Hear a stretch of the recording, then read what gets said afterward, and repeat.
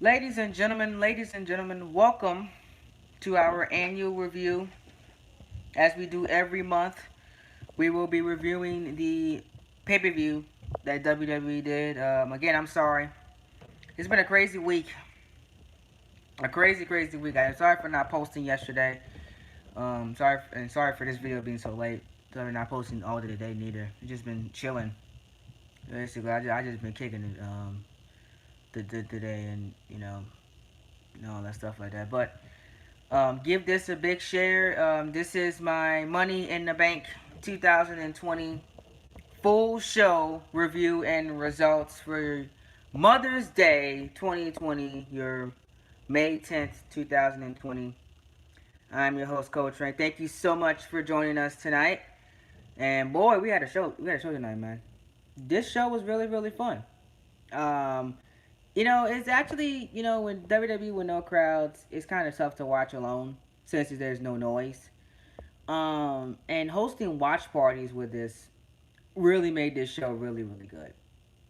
One of my Discord friends and one of the dudes I'm getting to know on this internet thingy, he had a watch party and we watched the entire show together and it was actually really fun. To be honest, I think I enjoy Money in the Bank more with watching with them than watching alone. That it made the show better to me. Watching with other wrestling fans, I think that's freaking amazing to me. So that's how I watched the show. Overall, this show was better than WrestleMania 36. Most definitely, this was better than WrestleMania 36. In ring wise, and even cinematic wise. The Money in the Bank ladder match itself was great. I enjoyed it. I enjoyed the cinematic Money in the Bank match. It was really good. Um, you know, but most definitely this show is better than WrestleMania 36. I don't know why people getting mad at you. I don't know why people claiming that it's not. It is. Go back and watch that show. And go back and watch WrestleMania 36. Miles better. We didn't get mad that much. The right people won. This was almost a complete show. I give it a 7.5 out of 10. It was that good. I didn't have an issue with this show. Only a handful of matches on WrestleMania 36 that I enjoyed. You can go back and watch both of my reviews. Only a handful of matches I enjoyed. I enjoyed almost every match on the show besides even the little comedy segments was good. The comedy segments on WrestleMania 36 were trash. You know, but the comedy segments on this show was very good. I enjoyed this show from start to finish. I'm shocked by that. I had low expectations going into this show. I thought this show was going to be a complete cluster. You know,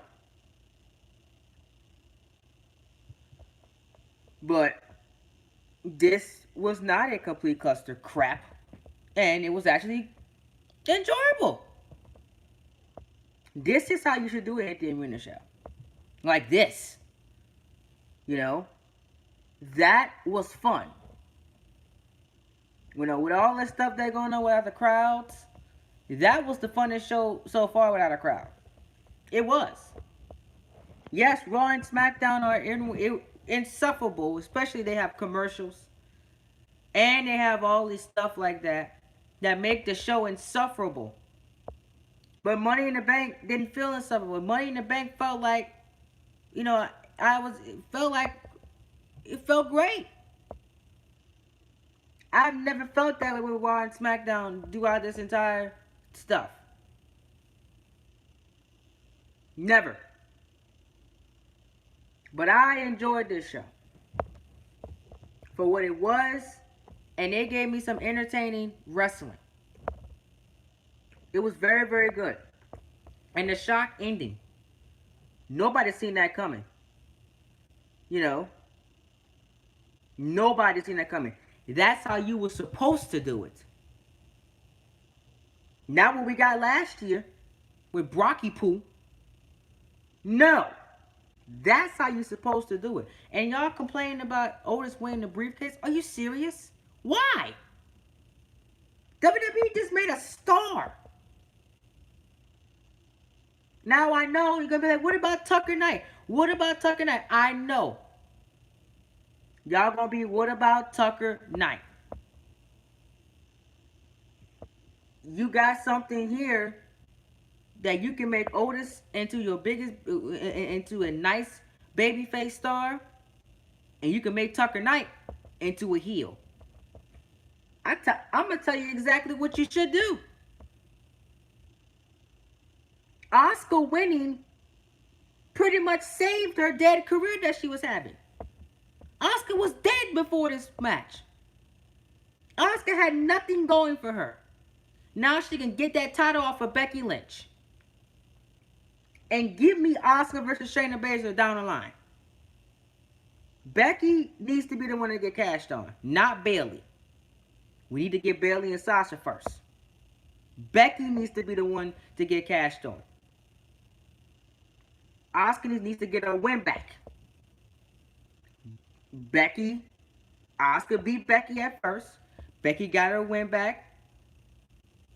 Second, third time's a charm. Third match, Oscar cashed in on Becky, takes that title. That's what needs to happen. Otis winning is brilliant. Which champion does he cash in on? That's yet to be seen. If The Fiend is winning the Universal Championship, which I assume he's going to win it probably at Backlash or SummerSlam, don't cash in on The Fiend. I think that he's probably going to cash in on the on Drew McIntyre, even though I wouldn't have that happen. I would much rather him cash in on Braun Strowman. I don't want him cashing in on McIntyre. I feel McIntyre, it will be stunning, but I don't want that to happen. I feel it should be Braun Strowman, but that's yet to be seen. You know, because it's very interesting. Drew is too early in this title reign for him to cash in. You know.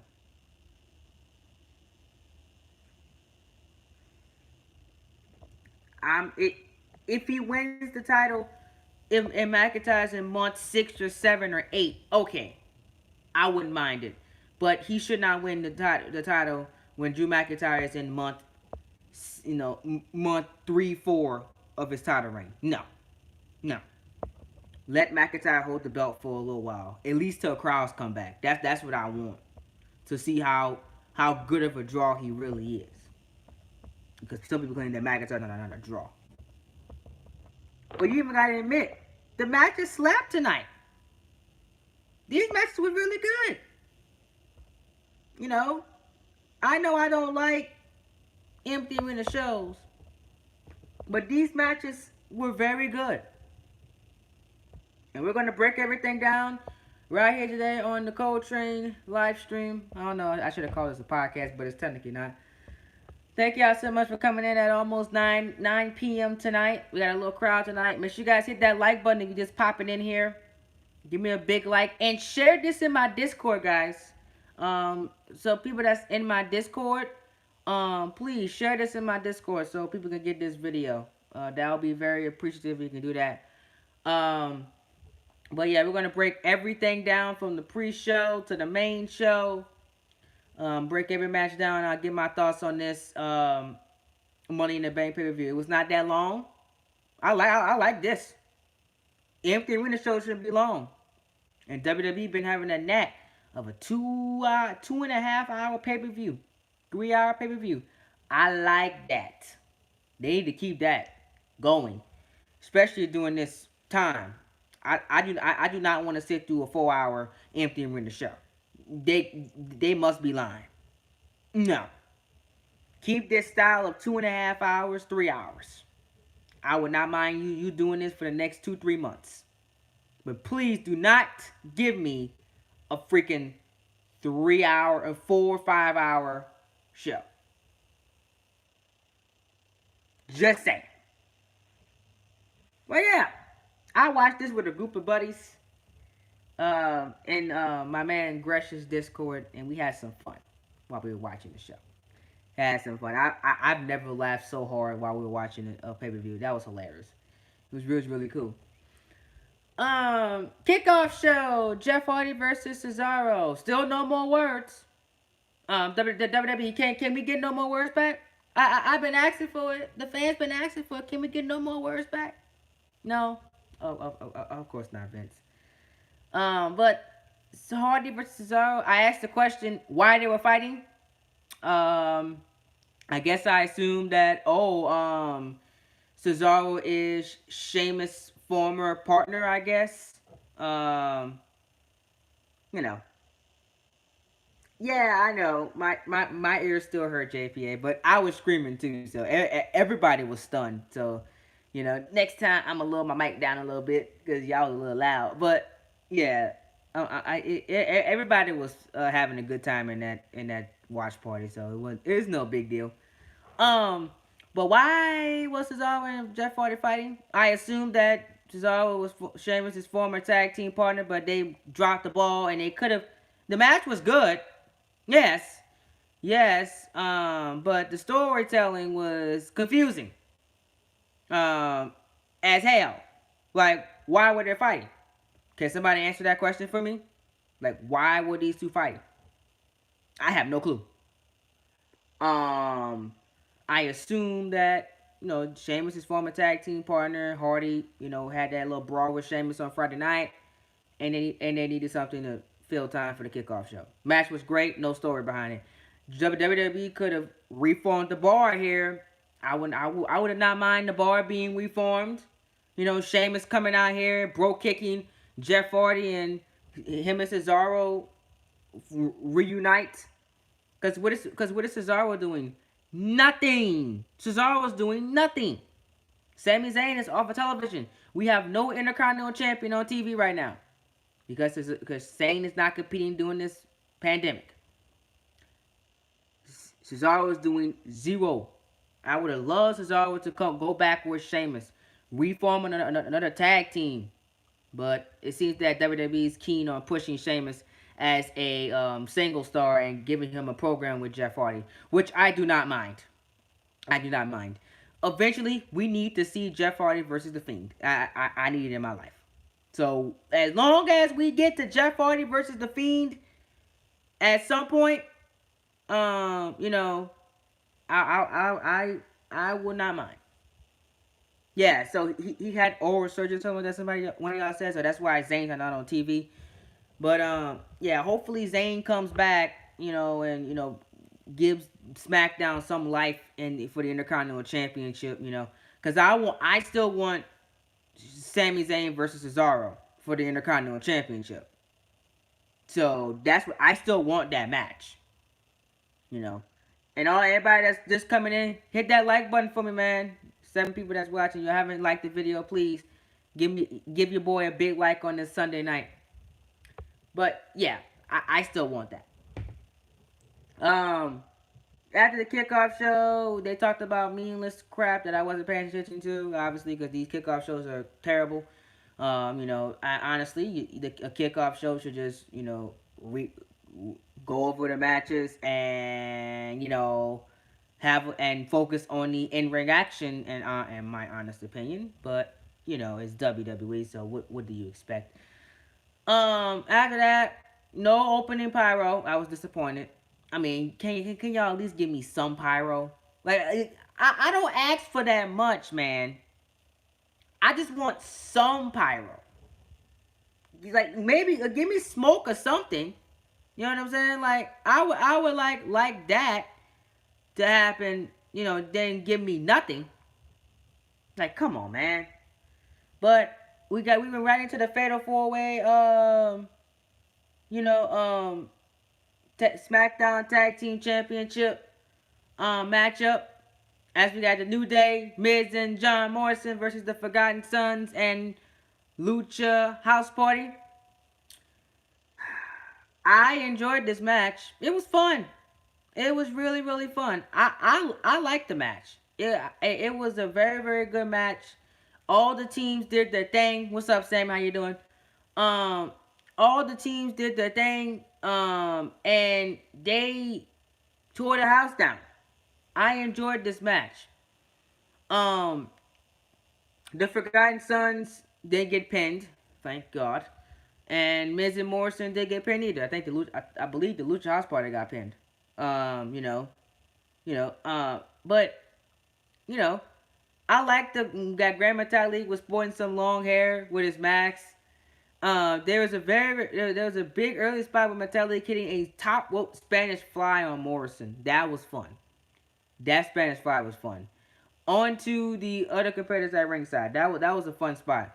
Lucha House Party was a standout team in their match with their big spots flashy enough to stand out in the chaos. I wish they had more character to them instead of being lucha. I wish they had more character and more depth. You know, to make them mean something. But hey, a man could dream. Um, and like they were doing the 8-man tag team match on SmackDown. A Miz blind tag led to a believable near fall with Morrison hitting the Starship Pain. I thought that the Miz and Morrison was about to win the tag team titles again. I honestly thought that. It was a 2 count though. After Jackson Michael rejected from ringside and LHP took out the 2 heel teams, Biggie hit the Big Getting on Metalik for the pinfall in the second. And a second very solid but short of very good match of the night. I don't think that this was match of the night. Honestly, I believe the Money in the Bank ladder matches was the match of the night, but empty arena wise, this was the second best match of the night. Uh, it was the second best match because McIntyre and Rollins was actually really good. I'm shocked. It was good. Good on McIntyre and Rollins. I'll talk about Rollins' new theme song. Oh man, I'm gonna miss Second Coming. I'm gonna miss it so much. But and burn it down, I'm gonna miss it. Damn, miss that damn song. But yeah, yeah. What's up, Piggy? How you doing, man? How you doing, man? On this fine Sunday night. I'm just reviewing Money in the Bank and talking about it. We were just on the first match. New Day retained. Yay, good job. All right, R-Truth and Trashley. I need to stop calling Bobby Lashley Bobby Trashley, but they haven't given me a reason to stop calling him Bobby Trashley. R-Truth and Bobby Lashley was supposed to be MVP, but apparently MVP is not fighting. He took the night off. Okay, false advertising, I guess, but all right. I wouldn't mind seeing MVP and R-Truth fight, but with no story behind it, it made no sense, and they gave us less of a story with Trashley. I don't know what they're doing with Bobby Lashley. I have no idea. Well, Bobby Lashley just seems like he's just there.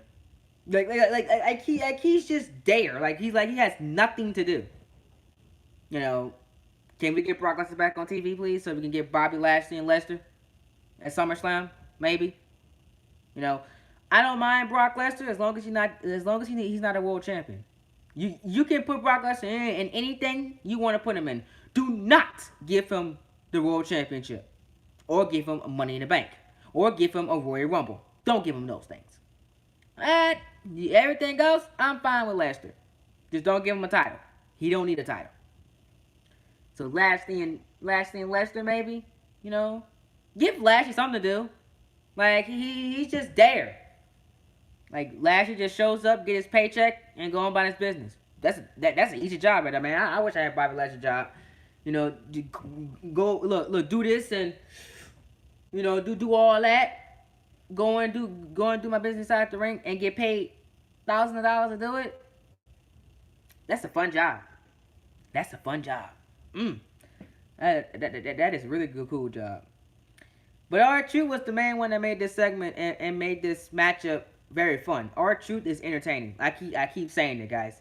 R-Truth is that dude. He should have been the world champion. I don't care what anybody says. Y'all can fight me. Y'all can dislike this video. Y'all can argue with me, saying, I don't like R-Truth. I don't give a crap. R-Truth should have been a world champion. I don't care what anybody says. The guy is entertaining. It's a shame that R-Truth has never won a world championship in his career. It's a shame. But R-Truth made this in whatever this was. It wasn't a match. It was just I think it was a squash match in my opinion. But R-Truth made this whatever this was. He was entertaining with the segment with MVP, and then when Lashley came in, it was he was entertaining as well.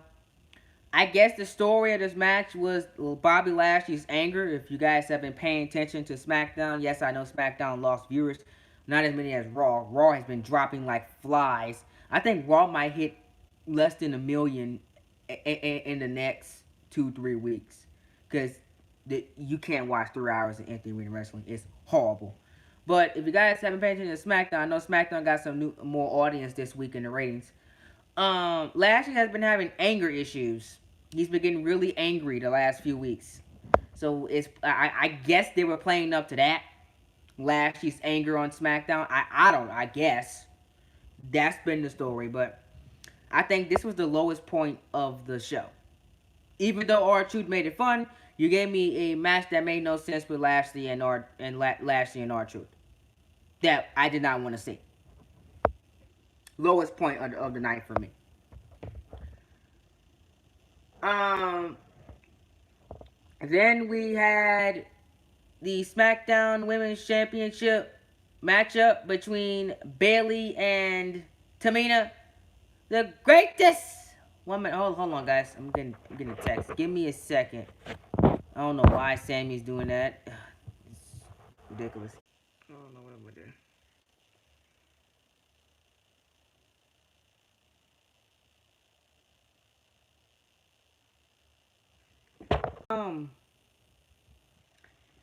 There's some things that went down in my server today.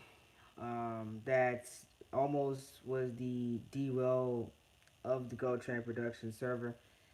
Um, and we're dealing with the aftermath of it right now. That's why I was texting because he didn't know what to do, and I didn't know how long this review was going to be. Um, but yeah,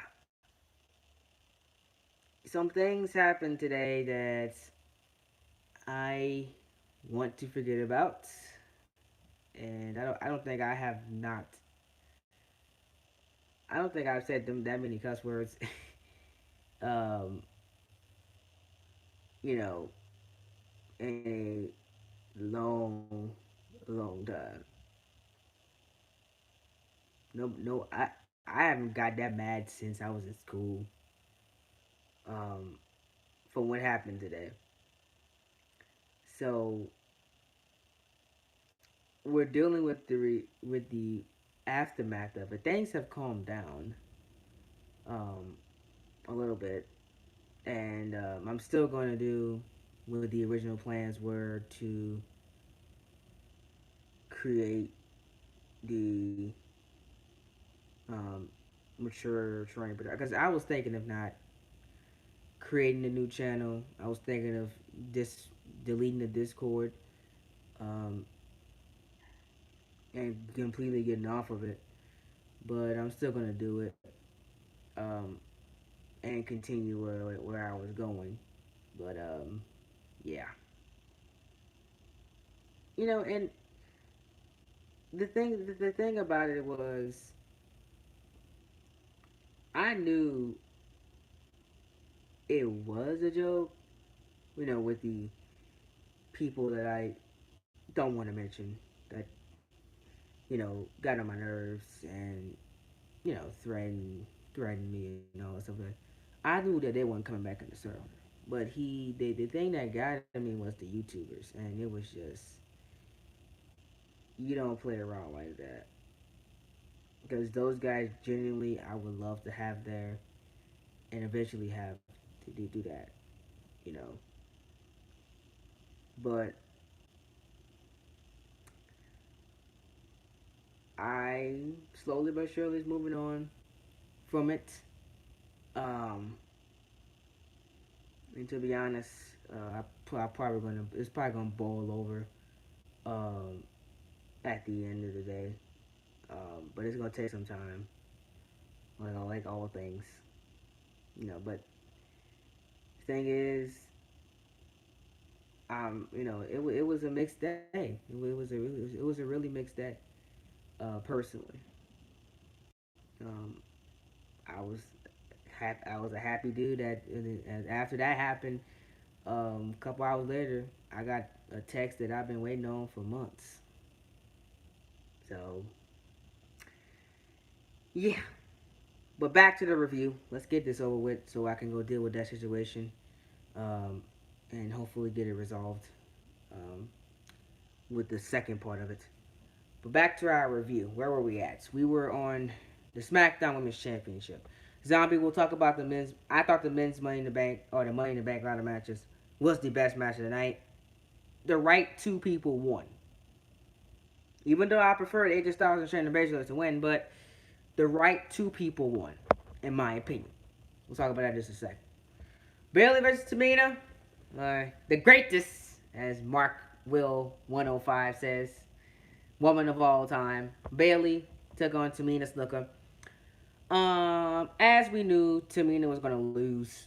We knew this already.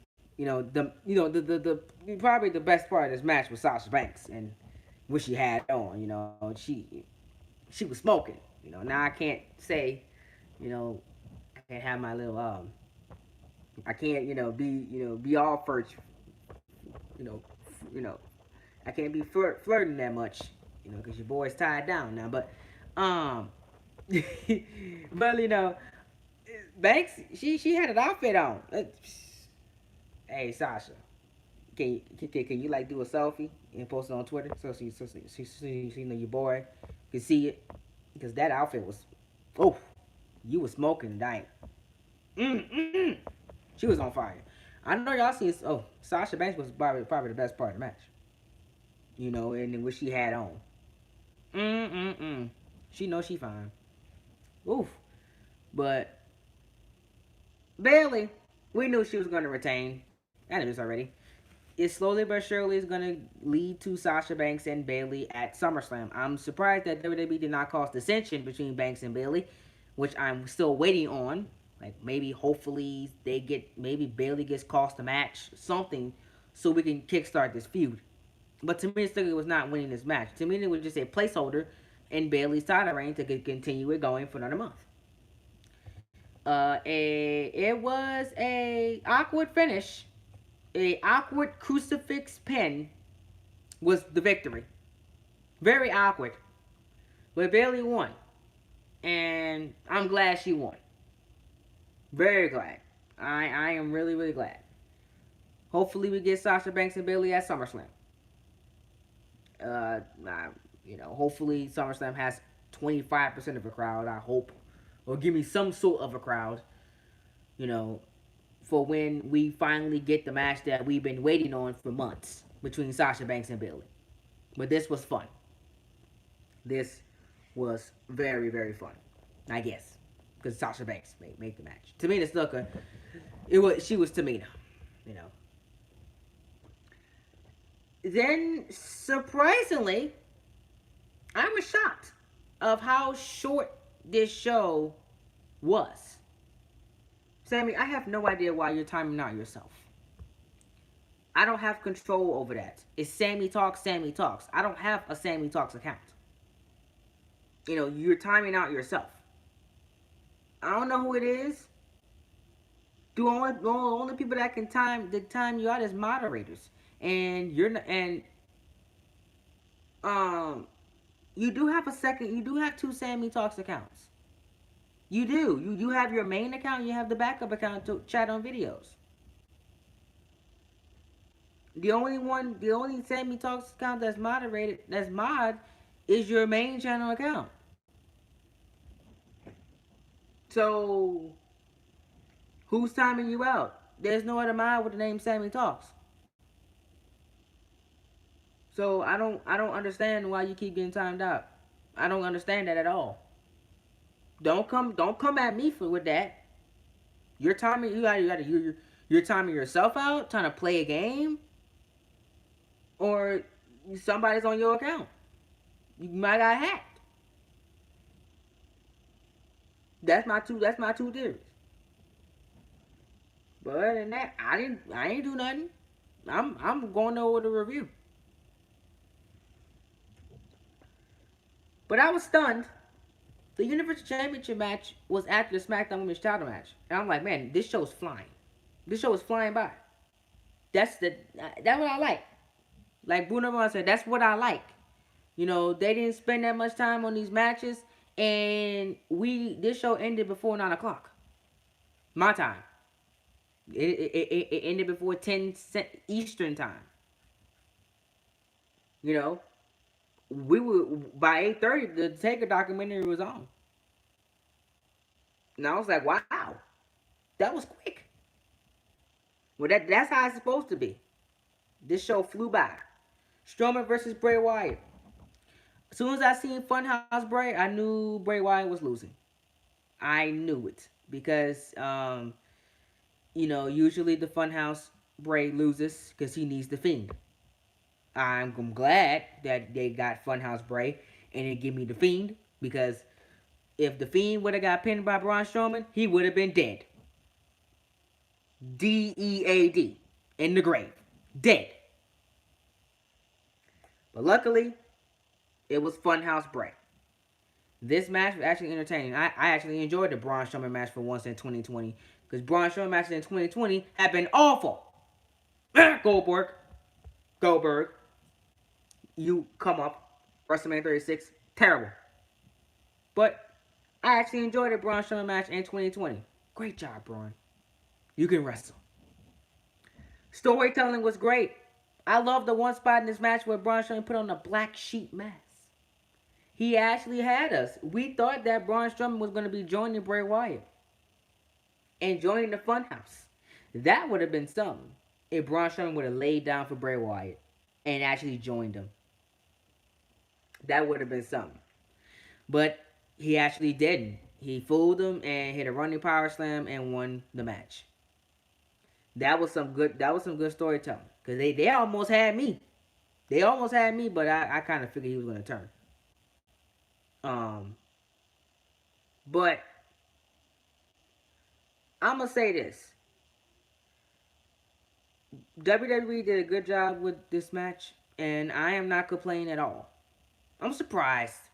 I thought that they were going to make me mad with this Universal Championship match, but they didn't make me mad. Surprise. On a pay-per-view that sounded that was really weird and timing was weird. Um, this match was in the right spot and it did what it needed to do and it got out the way. To be honest, I like matches like that. Do what you gotta do and get out the way. Bray Wyatt, Braun, they had their 15, 20 minutes, then we got out the way. I like that. And then the tease of the Fiend popping in as Wyatt was sitting on the ropes. Great. Now, we're probably going to get the Fiend and Braun Strowman maybe at Backlash. No, I don't want that to happen. I would much rather have Braun fight somebody else on June 14th. I will save this for SummerSlam. I will only have if I'm WWE, the Fiend should only show up at the Royal Rumble, WrestleMania, SummerSlam, Survivor Series. That's it. The big four. That's it. I would not have the Fiend show up at no doggone Raw, no SmackDown, no Money in the Bank, no Backlash, no B-level pay-per-view like that. No. The Fiend should only show up on the big four. Keep them special. And the big four is not that close to each other. What, SummerSlam is about 4 or 5 months after WrestleMania?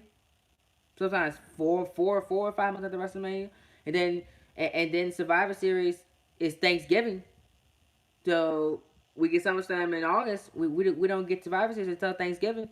And then we don't get the Rumble until January. So keep it special, keep it like that. Yes. Like the Demon King.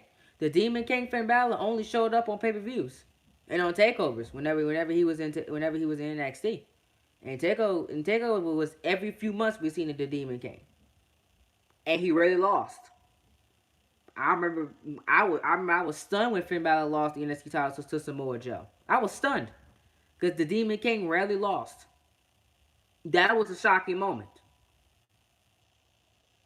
I think they do the exact same thing with the Fiend. You know what I'm saying? Keep him special.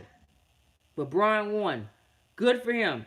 Kind of would have made no sense for Braun to lose it this quickly anyway. But I feel he's going to be a transition to Bray Wyatt to eventually back to Bray Wyatt to eventually when Roman Reigns come back, Reigns is going to beat him. That's my fear. My fear is that Roman Reigns is going to beat the Fiend, and I am going to be mad. I don't want him to do it, but that is my fear. I don't want that. But it seems like that's where they're going. They're going to play this Braun and Bray up for a few months until Reigns say, "Oh, I'm ready to go back."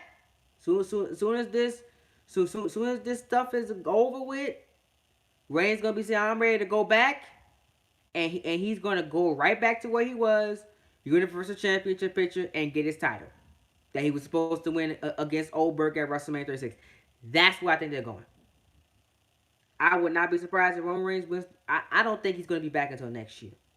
To be honest, if Reigns said that he's staying home for his kids, um, I don't think that Reigns is going to be back till next year. I don't think Reigns is going to come back until a vaccine is made, and a vaccine will not be made until at least the fall or early winter of 2021. So he's not coming back anytime soon. I don't know how long we could see Braun and Bray for. That's why I say throw Jeff Hardy in there. That's why I say throw Sheamus in there. You need to give other people opportunities to shine while your main event star is sitting at home. Because he's gonna be sitting at home for a while. He ain't coming back no time soon. So it's gonna be interesting to see how this plays out. But don't be surprised if it's Braun Fiend Reigns. I just see it happening. I see it right now, and we only in May. I can just imagine it. But don't be surprised. Then we had Drew McIntyre versus Seth Rollins. The best match was outside of the match of outside of the Money in the Bank ladder match. McIntyre and Rollins was very good. I enjoyed this match. This was the best match in the Performance Center, in my opinion. They killed it. Rollins' new theme. Why does this sound like Bailey's theme song or Heel Bailey theme song? It literally sounds like Heel Bailey's theme song, and I got kind of confused. I'm like, what? It's gonna take some getting used to. They need to add something to this, like the Monday Night Messiah or something. Give me something, cause I'm gonna miss Second Coming. Burn it down. I'm gonna miss that song. That song was fire. I'm gonna miss it so much. But his entrance was not that bad, even though I prefer a Messiah to wear white. Which I think they're gonna. I think eventually they're gonna get like that, where Seth Rollins is going to wear white to the ring and really truly be like a Messiah. You know what I'm saying? Wearing white and having a robe. Oh, they're gonna get there eventually. But his entrance was good. That theme song, nah, cuz it's gonna take some getting used to. They need to add something to that theme song because it's gonna take some getting used to get rid of that. Some people was mixed on it on Twitter. Some people said it was awful. Some people say that it was good. I was surprised that people actually, you know, said that it was awful. It's not bad. It's gonna take some getting used to. Like I said, I'm gonna miss Second Coming. That was my, but then again, Rollins been having that theme song since 2015. It was time for a change. Ever since he left the Shield, he's been having the same theme song. Same with Roman Reigns. Roman Reigns has been having durn since 2015. He needs a new theme song too. Him too. And it sounds just like the Shield theme song. He's still been having the same theme song. You know, like I said, I prefer Second Coming. You know, but eh, WWE's trying, so we gotta give them credit. They're trying something new. And like I said, I always say this company is the most uncreative company in the entire world of professional wrestling. Half of the time, because they just aggravate me without being creative. But uh, I can't complain with them trying. They're trying something, so I'm gonna give them credit for that. Thank you for trying. You know. Well, they didn't. Did they make the redesign, rebuild, reclaim song? Can they use that song? I would have loved redesign, rebuild, reclaim, but that's not. But here's the issue with that. That don't fit his gimmick. The redesign, rebuild, reclaim song don't fit a Messiah gimmick at all. That's babyface. Yeah, you know what I'm saying? Cause we design, we build, we claim. That is a babyface theme song. That does not fit a Messiah. But to each his own. Some of y'all say if it fits his gimmick. I don't think it fits it. You know. But Rollins just give me something similar to his Mania 36 attire. You know what I'm saying? You know. Yeah, there you go. Mm-hmm. But give me something that made this time with a put him in white with a white robe, and he coming down. I always thought that y'all know Shawn Michaels' entrance from WrestleMania 30. I mean not WrestleMania 30. WrestleMania 25 when he came down like God. I always envisioned Seth Rollins coming down the ring like that, like Rollins just literally descending from the heavens. I always I always you know what I'm saying, envision that, like he's like he's coming down like God, with like a theme song that fits that. That is what I envision the Messiah. Now I think that WWE might do that after crowds come back. So don't be surprised if they do that. I would love them for them to do that. If Vincent Kennedy McMahon, you probably ain't watching me because I always complain about you and want you to retire half the time. But so you're probably not watching this video. If you ever watch this video, do that. Whenever crowds come back, I think that is Seth Rollins' WrestleMania 37 entrance. He's coming down like God in Hollywood. That will be beautiful. Look, they got the white and gold on too to fit the WrestleMania colors.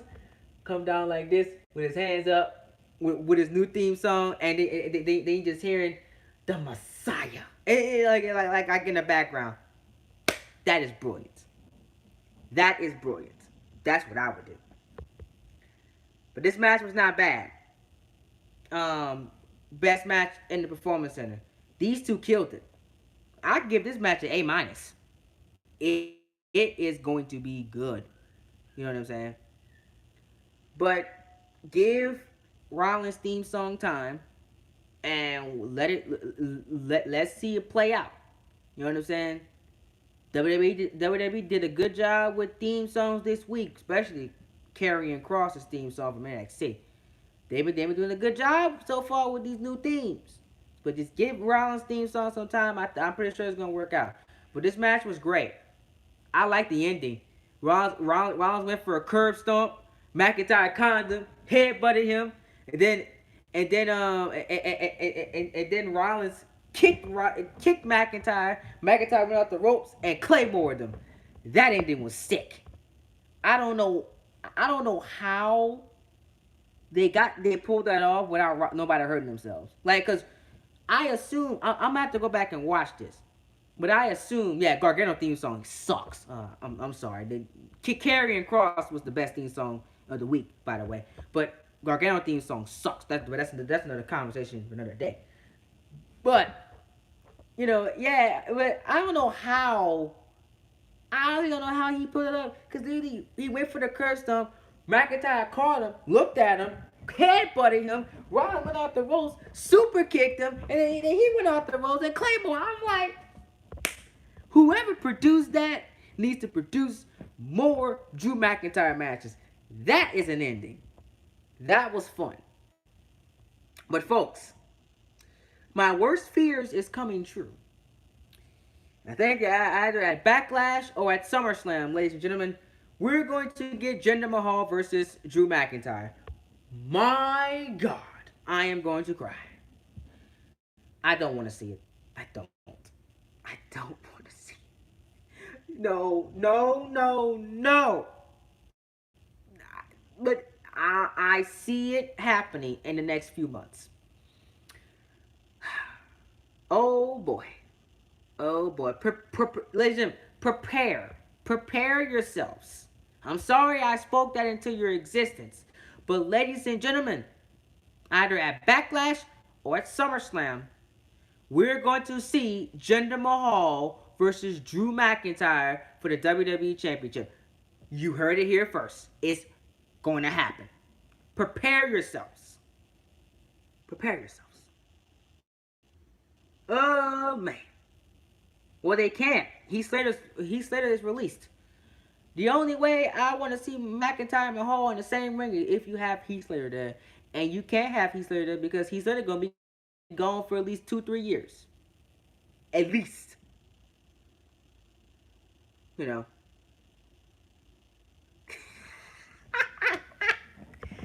JPA, but Raw and SmackDown not even on the same night as AEW. Shoot. But if I'm AEW, shoot, the way that freaking the way that freaking Monday Night Raw ratings dropping, I'll put that second show on Monday night. You might actually do something, cause Raw ratings dropping like flies in the air, every week. Mm. Told y'all, man. Empty arena shows don't sell. I've been saying that since the first show. I've been saying this is going to be a bomb. They're going to bomb about this. And look what happened. Three weeks to 1 month later, Coltrane was right. It bombed. Period. Anyways, now to the juicy main event. The appetizer. We went through the appetizer. Now it's time for the main course. The main event evening. I'm gonna be hearing that tomorrow from Merce. I can't wait. By the way, Merce is premiering tomorrow. First show on PC. Can't wait. The main event evening. Money in the Bank ladder match. I gotta say, ladies and gentlemen, this was fun. This was absolutely fun. They killed it. 2 Money in the Bank matches at the same time. That was actually enjoyable. This was good. Yes. Yes. Coltrane like this. I loved it. And before we talk about the match itself, let me address the winners. To the people that's complaining about Otis winning, what's wrong with y'all? Now, I know y'all wanted y'all such and such to win. Oh, Aleister Black should have won the briefcase. Otis is not WWE champion material.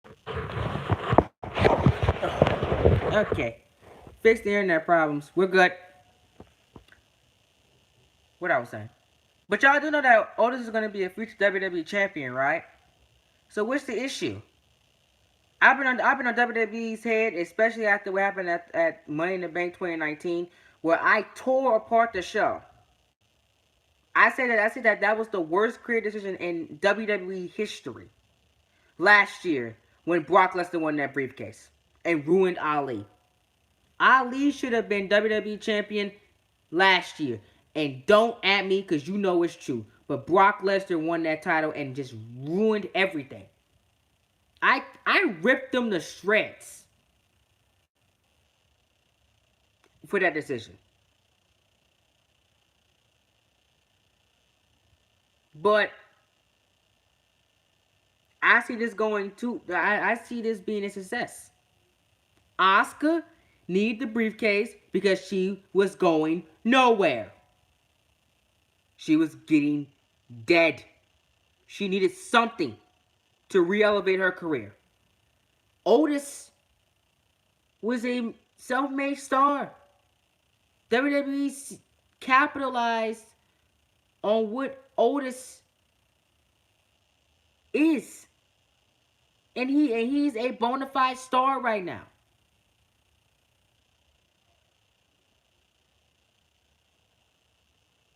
So it made sense.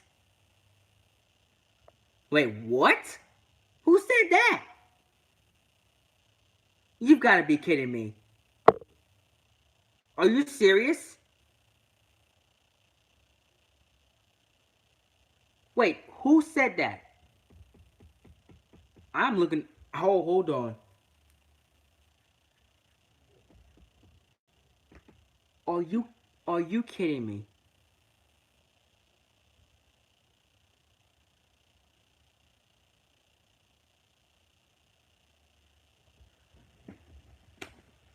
I hope he's playing with us.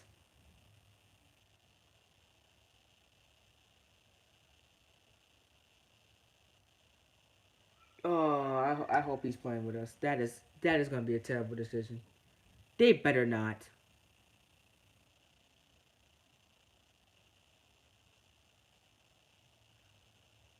That better be Cap. If he cashes in for the tag team titles, that will be a complete waste. Then I will freaking then I will rage. Because why? Why would you do that? You have a star right here.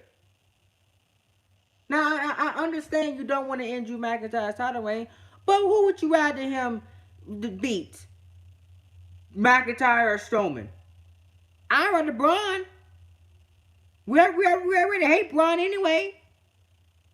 Have it be Braun. Now I know everything. Everything. What about the Fiend? You know, because Otis is not believable against the Fiend. I know that. I know that. Now you're kind of stuck. Black would have made more sense, especially if somebody was catching in on Braun.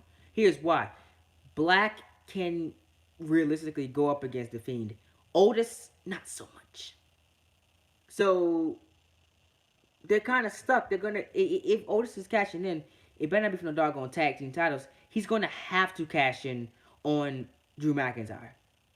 You're gonna have no choice because because the Fiend, if the Fiend wins the title, there's no way in hell I will believe Otis beating the Fiend, even with cashing in Money in the Bank. That it will be a disaster. McIntyre's the one that makes the most sense. Even that's a stretch. Because I'm enjoying McIntyre as WWE champion. And I wanted him to hold it until Cross came back, but I don't know now. WWE's stuck. They're stuck. Now I can see why they're going with that tag team thing because they realize that okay, Otis beating McIntyre. They don't know how the fans gonna take that. And then Strowman, they got the Fiend on him already, so now they're stuck. They're stuck. But it's gonna be interesting to see what they do. He better cash in on a doggone world champion though. He better. Don't cash in on doggone tag team titles. That's horrible. People say, well, what's gonna happen with Tucker Knight? Simple. Tucker Knight turns heel. He turns on Otis. Otis is your babyface. Tucker Knight can be that monster heel that turns on his partner. What you could do is this: Otis wins a world title. Tucker Knight's there with him. He celebrates with him. Otis finally being a world champion for the first time in WWE history. Well, for the first time in his career, right? He's a world champion. Tucker Knight, he turns on him. He's jealous of Otis' success. He's jealous that Otis got with his girl. He's jealous that Otis got money in the bank, and now Otis is a world champion. Tucker Knight turns on Otis, and that's your first, and that's Otis's first feud. And now you can write a whole new different character for Tucker Knight. Make him into a monster heel. A lot of people are gonna disagree with me on that, but I feel they have no choice. I know you guys say, well, Otis needs Tucker. Yes, I know. I know. I realistically, Tucker's not ready for a singles run. But do you think Otis is ready for a singles run now?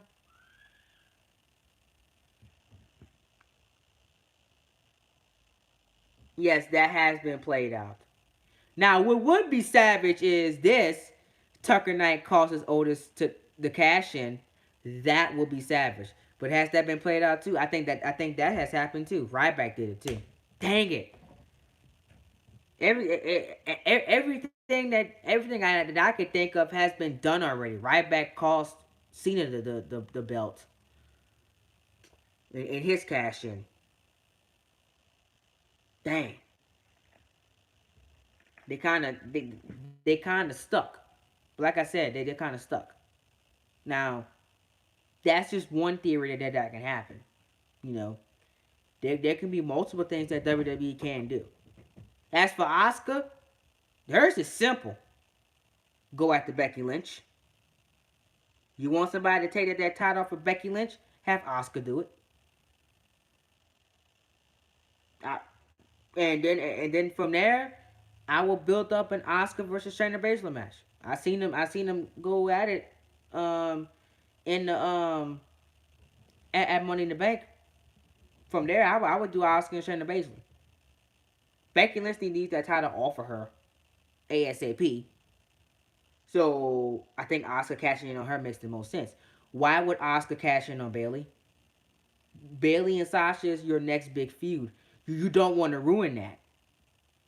So I would do Becky Lynch. Becky has already beaten everybody on Raw anyway. So having Asuka take the title off via cash in is not bad, and it doesn't ruin Becky Lynch in the process. And after all she's done, just ripping through the entire roster. That's literally all that's literally Becky Lynch all done. She's really ripping in through the entire roster, beating everybody in her path. Like there's nobody on the Raw left because Becky's beating all of them. So it's why for Asuka to cash in on Becky to take the title off her. But at the same time, it made no sense. Uh, yeah, it does. You can say that Asuka, the reason why Asuka beat Becky to set up another Becky and Asuka match down the line, but I guess is to say that Asuka needs the briefcase to beat Becky Lynch. But it's a little cliche, but hey, it's the best I could work with.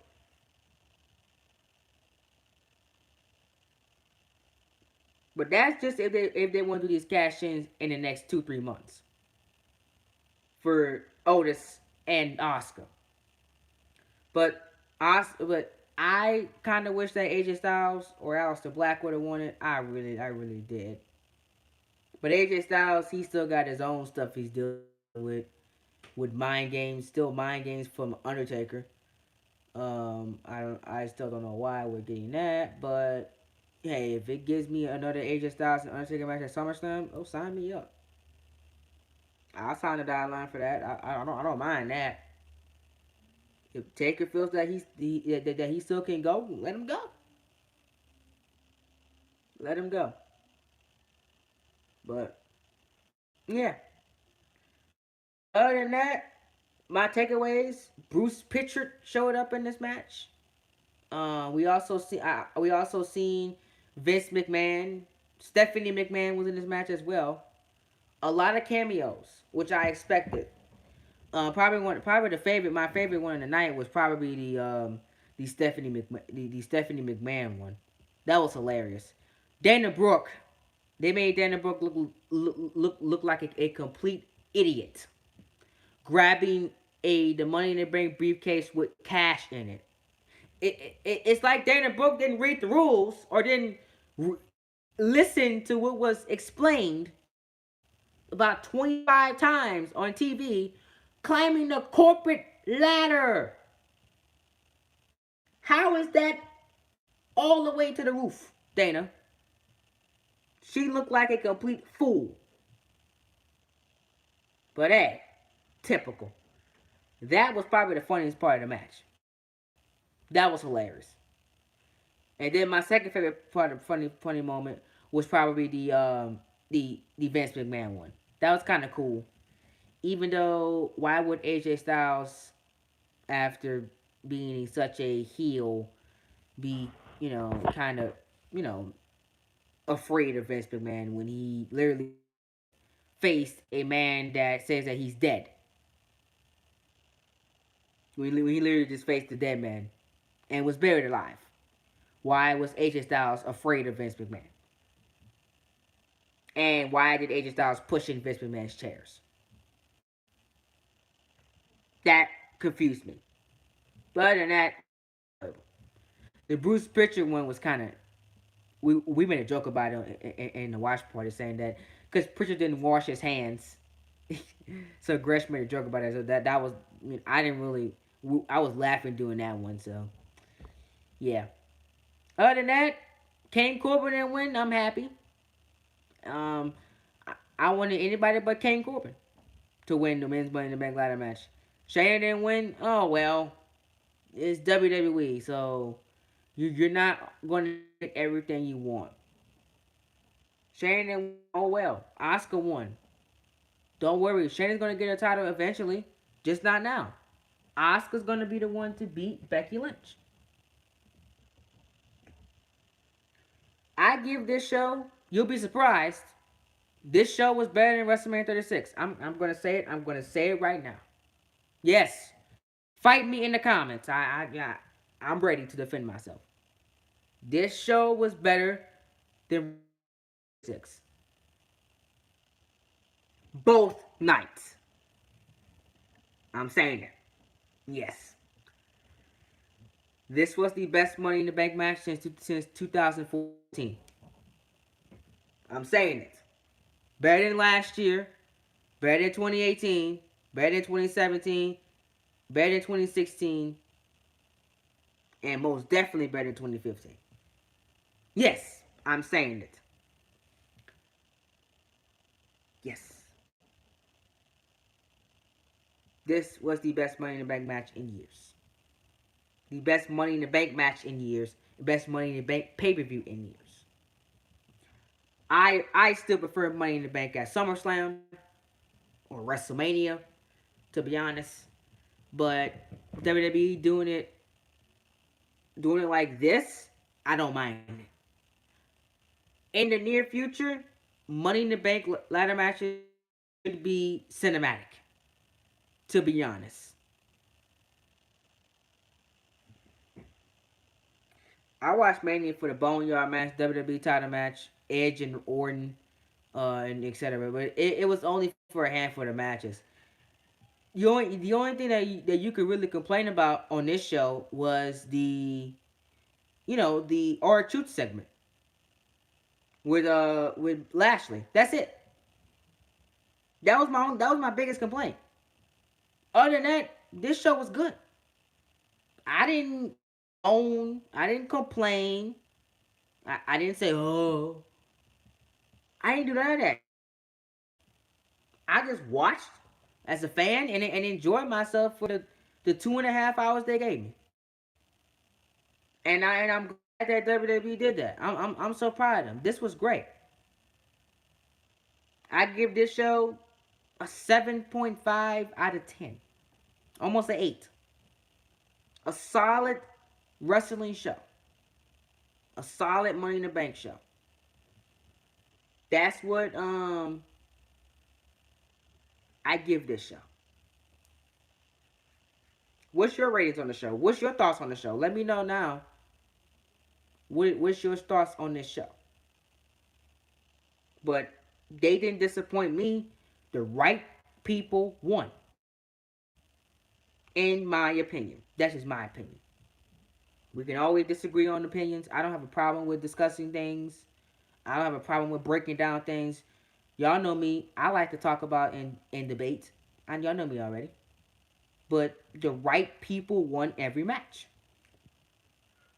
In my a solid 7.5 out of 10. That's my rating. I did see the Undertaker documentary, chapter one. Um, if you guys have the network, please go watch the Undertaker documentary. It was so good. It was very, very good.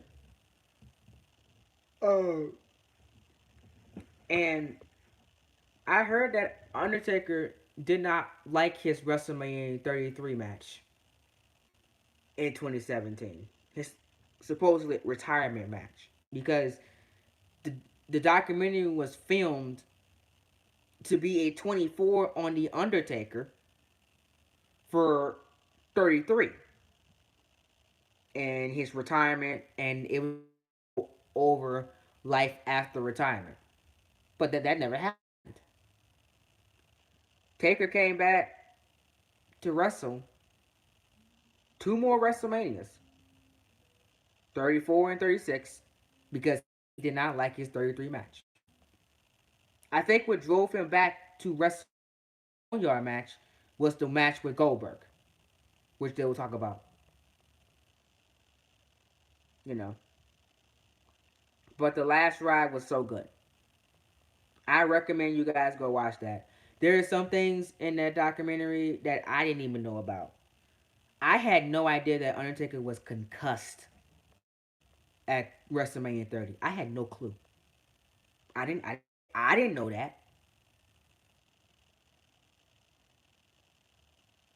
Oh yeah, me too. I am a diehard Taker fan. I had no clue he was concussed. Maybe Brock was not supposed to win that match for real. I think that he was legit, really, really hurt, and they came up with that alternate finish of Brock Lesnar winning the match. Because I think that Paul Heyman's face told it all. Like he was shocked. I think that Undertaker was supposed to kick out, but he was concussed and he did not kick out. I legit think that.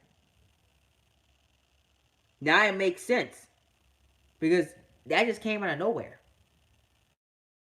What? It makes sense now. Taker was concussed. I don't know how he got concussed. He didn't know. He didn't remember anything from that whole day except that the 3 p.m. afternoon, I believe the rehearsal for the entrances. But that's the only thing he remembered from that day. He doesn't remember anything from that day other than the rehearsal. That was crazy. I'm a diehard Undertaker fan. I had no idea about that. I had no clue he was concussed. Now it makes sense. I had no idea he was doubting himself. These are things that we never knew. Undertaker doubted himself after that WrestleMania match. Like that he couldn't go anymore. And the thing that got his confidence back was the match against McIntyre. That's why he kept coming back for SummerSlam. Then he came back for Hell in a Cell with Brock. Did two more matches with Brock again. He got his confidence back. You know.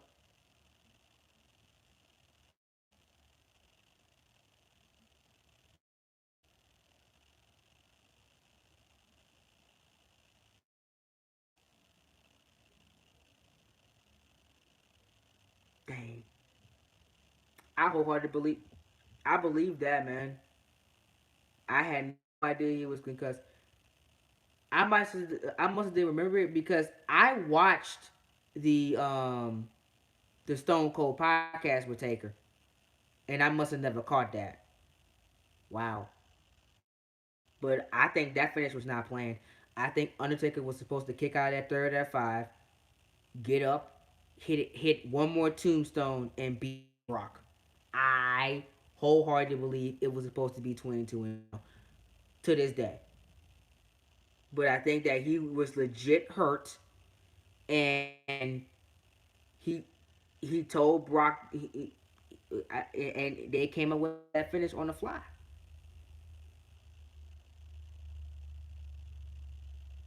I think that he was legit hurt.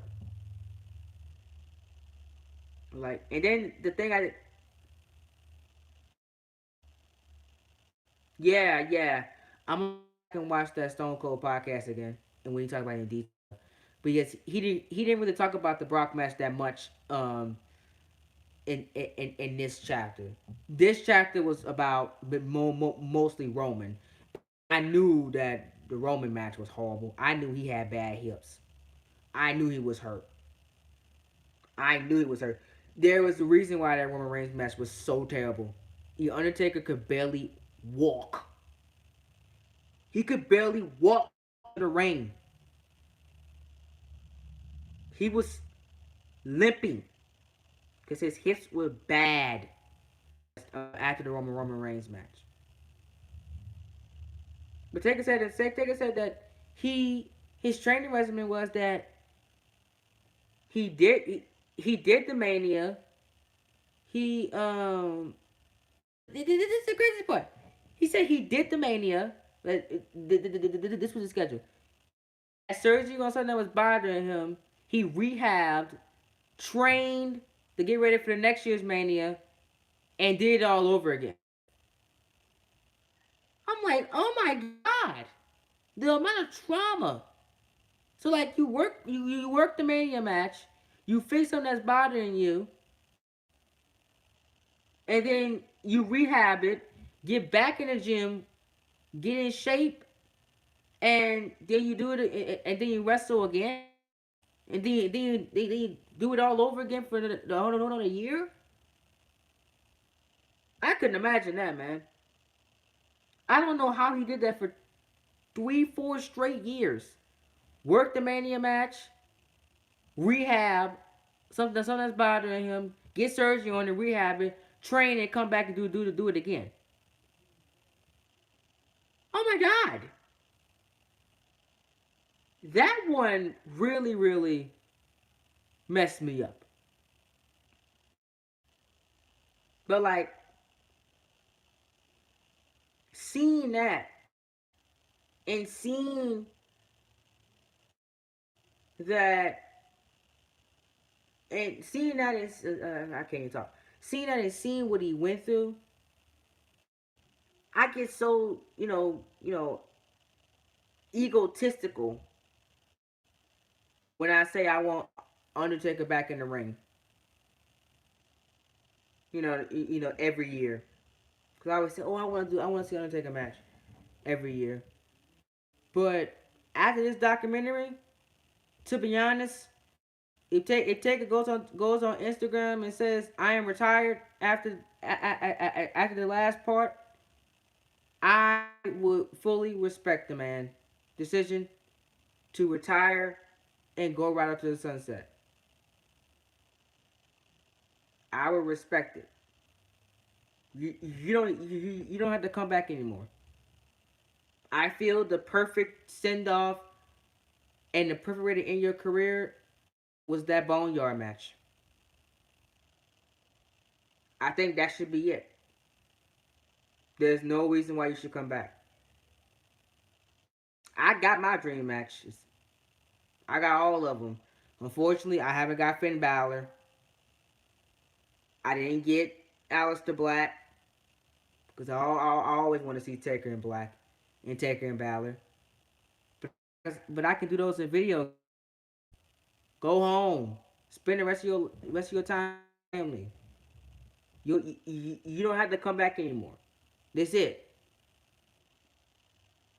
The last match I wanted to see you in was when soon as AJ Styles walked through the door at the Royal Rumble 2016. I said before Taker hangs it up, I want to see AJ Styles versus the Undertaker, and I got my wish. Now that's it. Go. This Taker fan will understand you not coming back and riding off into the sunset.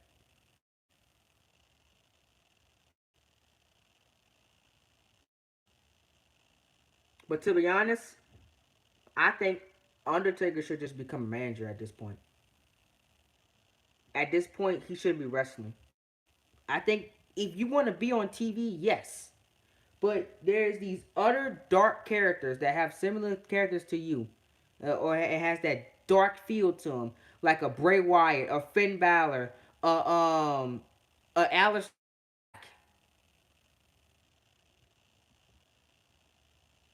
I think. Oh yeah, that's true. And Undertaker's next. Did Daniel Bryan? That was from 2014. He did John Cena from 2014 too. And now the next one from Bray's past is The Undertaker from 2015. Now Bray going through on the 2015. Roman Reigns is coming up too.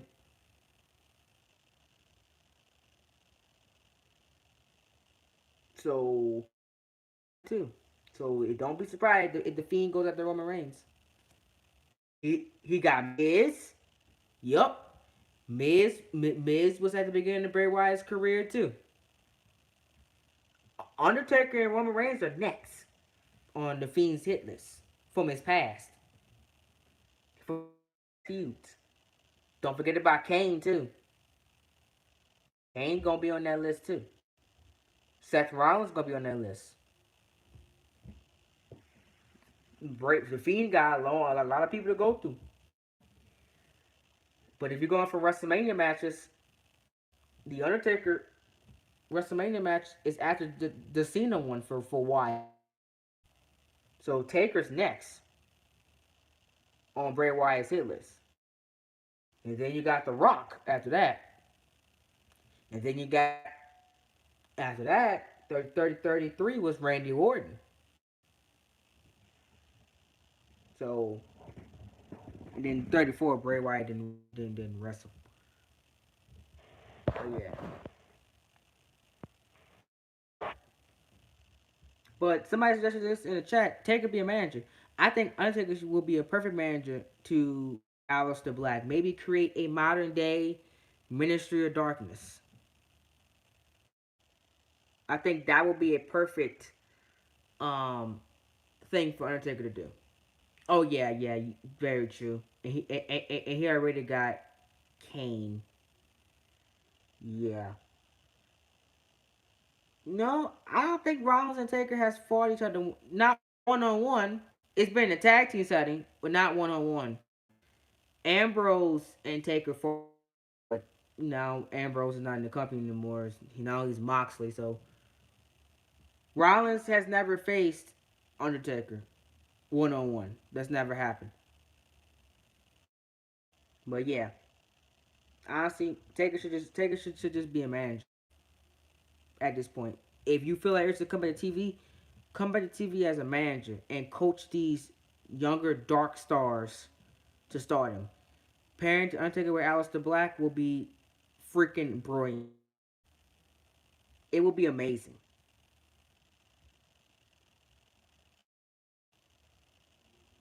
But that's my thoughts.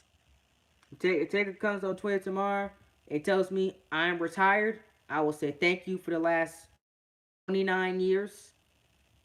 And thank you for calling today. We appreciate you. And go live your life. You don't got to come back anymore for us. You don't. That's my takeaways from the Undertaker documentary so far. And I'm very interested to learn so much more and chapter 2 comes out next Sunday.